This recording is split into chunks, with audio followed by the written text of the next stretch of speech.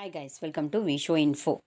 காரம் இட்லி எப்படி செய்கிறதுன்னு பார்க்கலாங்க. வீடியோக்குள்ளே போகிறதுக்கு முன்னாடி நீங்கள் இன்னும் நம்ம சேனலில் சப்ஸ்கிரைப் பண்ணனா சப்ஸ்கிரைப் பண்ணுங்கள். அப்படியே பக்கத்தில் இருக்கிற பெல் ஐக்கானை கிளிக் பண்ணுங்கள். அப்போ தான் நான் போஸ்ட் பண்ணுற வீடியோ எல்லாத்தையும் நீங்கள் உடனே பார்க்கலாம். வீடியோக்குள்ளே போகலாங்க.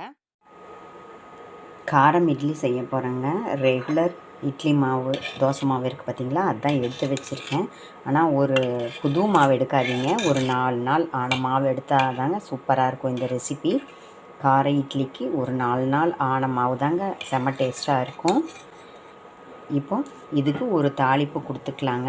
இந்த தாளிப்பில் நம்ம என்னென்ன சேர்த்துருக்கோன்னா 1/2 டீஸ்பூன் ஆயில், அதுக்கப்புறம் 1/4 ஸ்பூன் கடுகு, 1/2 டீஸ்பூன் உளுத்தம்பருப்பு, 1/2 டீஸ்பூன் கடலைப்பருப்பு. இது நல்லா செவந்துருச்சுங்க. இப்போ இதில் சேர்த்திக்கலாங்க.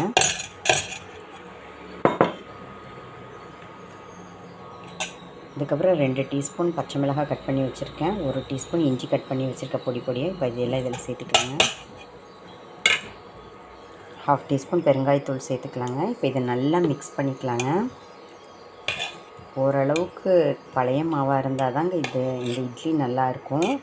இல்லாட்டி அவ்வளோ நல்லா இருக்காதுங்க. புது மாவில் பண்ணால் இட்லி வராதுன்னு சொல்ல வரல, அவ்வளோ டேஸ்ட்டாக இருக்காதுங்க. இப்போ இதை நல்லா மிக்ஸ் பண்ணிக்கலாங்க.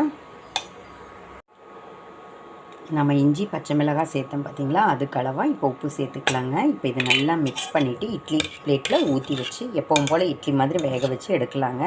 இப்போ எப்படி செய்கிறதுன்னு பார்க்கலாங்க.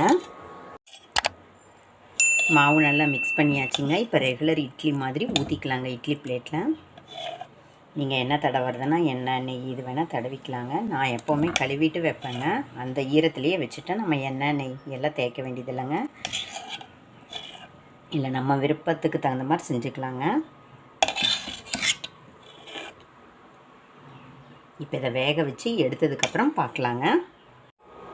பாருங்கள், இட்லி பிளேட்டில் மாவு ஊற்றி வச்சாச்சுங்க. இப்போ இது ஒரு 10 நிமிஷம் கழித்து பார்க்கலாங்க.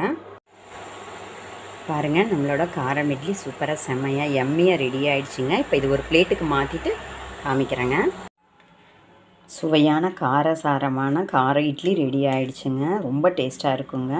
ஆனால் ஒரு 4 நாள் 3-4 நாள் ஆன மாவில் செஞ்சால் தாங்க இந்த இட்லி பிரமாதமாக வரும். இதுக்கு ஒரு தக்காளி சட்னி வச்சுருக்கேங்க. இதுக்கு சைட் டிஷ்ஷே தேவையில்லை, வெறும் இட்லியே அருமையாக இருக்குங்க. இருந்தாலும் ஒரு சைட் டிஷ்ஷோடு சாப்பிட்லான்னு நினச்சி டொமேட்டோ சட்னி வச்சுருக்கேங்க.